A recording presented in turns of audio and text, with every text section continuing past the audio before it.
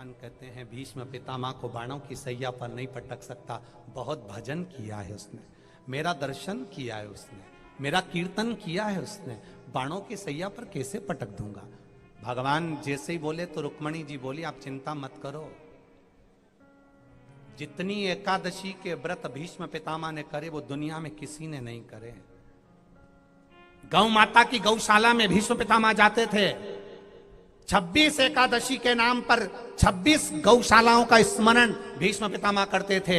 एक एक गाय का नाम एकादशी के नाम से रख रखा था। जिस दिन एकादशी रहती थी एक गौशाला में जाकर गौ माता के साथ गाय को भी फलार करते थे और खुद भी फलार करते थे, गौ माता की दिन भर सेवा करते थे। ये भीष्म पितामह ने गौ माता की एकादशी पर बहुत सेवा करी है, इसलिए आप चिंता मत करो। अर्जुन से कहो बाण छोड़ेगा। दुनिया के लोगों को लगेगा कि बाण भीष्म पितामह के शरीर में लगे हैं, पर भीष्म पितामह के शरीर में बाण नहीं लगे होंगे। भीष्म पितामह ने जितनी एकादशी के व्रत अपने जीवन में करे हैं वो सारी एकादशी भीष्म पितामह को हाथ में झेली पड़ी होगी। जितने दिन तक भीष्म पितामह मृत्यु लोक में रहेंगे उतने दिन तक एकादशी भीष्म पितामह को अपने हाथों पर झेल कर रखेगी। इसीलिए बार बार कथाओं में कहते हैं वल्लभ कुल की एकादशी करो भले बकरी जैसे चरो, पर एकादशी करो। जेब में मूंगफली का दाना सेक के रख लो, दिन भर भूख लगे दिन भर चरो, पर एकादशी करो। 25 बार चिप्स तल के खा जाओ,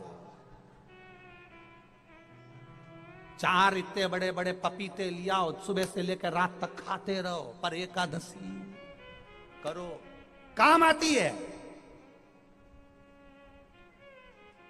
मृत्यु के समय पर वही एकादशी काम आएगी जो तुमने करी है। बाद में दी हुई एकादशी बड़े बेटे ने 4 दे दी, छोटी बहू ने 5 दे दी, पंडित जी ने कहा एकादशी दे दो बुजुर्गों को, ठीक है। बहुत ध्यान से सुनिएगा स्कंद पुराण का संवाद जिसमें माता प्रसूति का चरित्र वर्णन किया। और उस सती मैया ने जब अग्नि में कूद रही हैं तब माता प्रसूति उनको 5 बातें कह रही। 5 बातें माता प्रसूति ने कही। पहला, सुनो सती, विषम परिस्थिति में भी मुस्कुराते रहना चाहिए।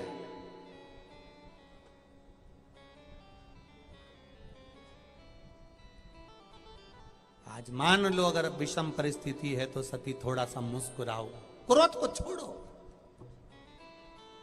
दूसरा, सती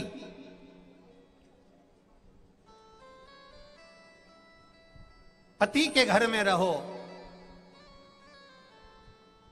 तो पिता की कोई चर्चा, पिता के घर का कोई संवाद, पिता के घर के कोई विचार, पिता के घर की कोई बात पति के घर नहीं होना चाहिए।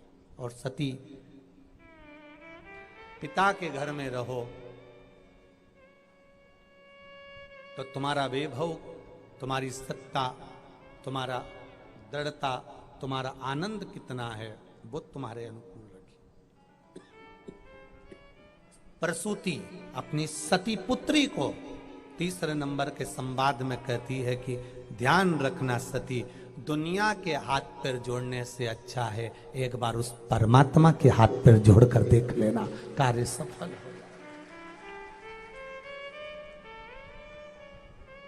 परमात्मा के हाथ पैर जोड़।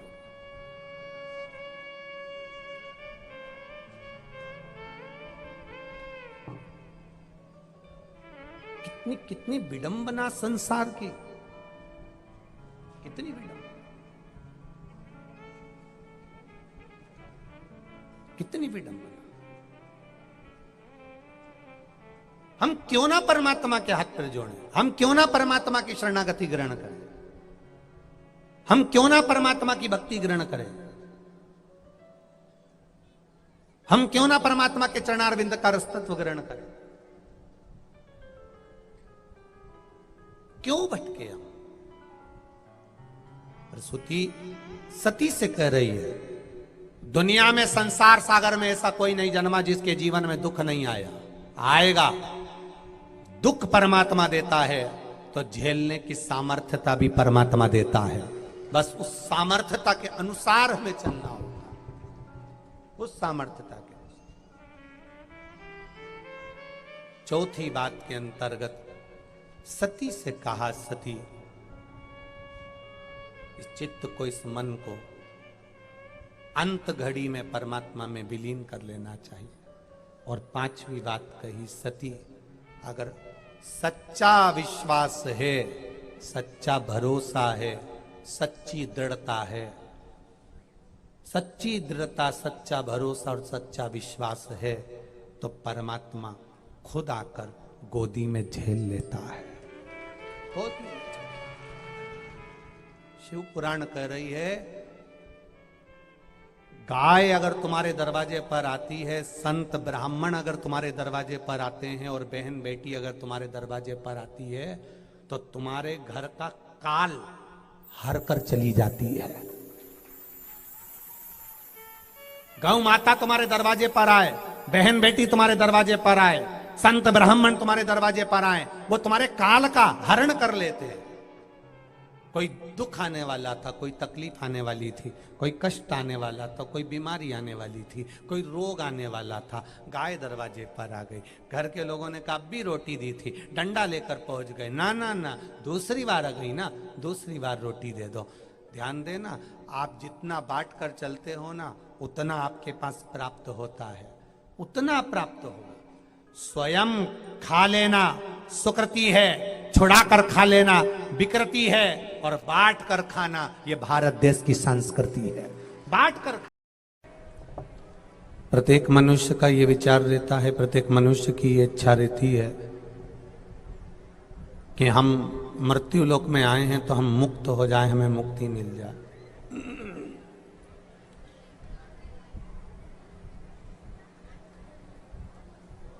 वो दान भी करता है, पुण्य भी करता है, सत्कर्म भी करता है, ब्राह्मण भोज भी कराएगा, भंडारे भी कराएगा, सब कुछ कराएगा कि हमको कैसे भी बस एक बार मुक्ति प्राप्त हो जाए। पर शिव महापुराण की कथा कहती है, भगवान शंकर का संवाद कहता है, भगवान शंकर की कथा कहती है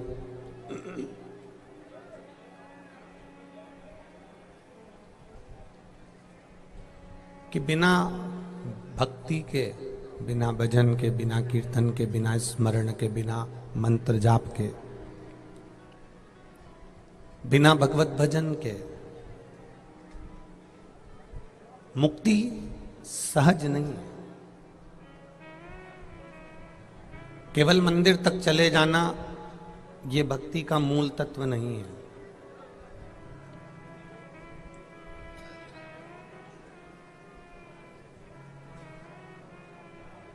सत्संग में जाकर बैठ जाना ये भक्ति का मूल तत्व नहीं है।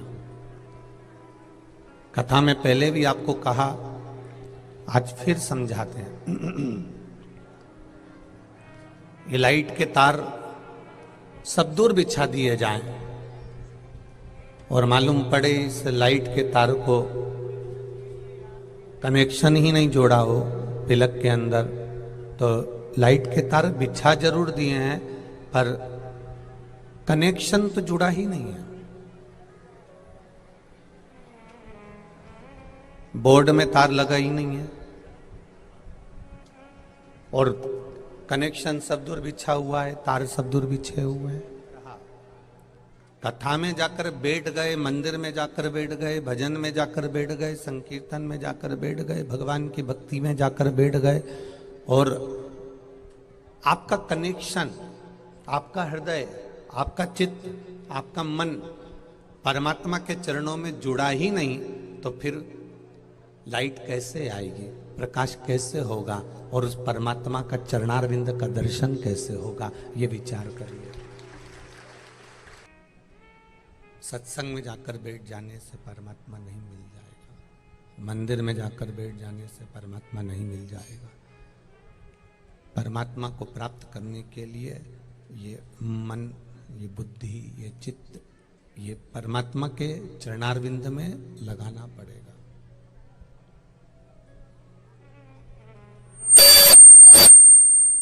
और जब तक ये परमात्मा के चरणों में नहीं लगता, जब तक ये भगवान के चरणारविंद में नहीं रमता, तब तक भक्ति बिना मुक्ति सहज हो ही नहीं सकती, फिर मुक्ति नहीं मिलती।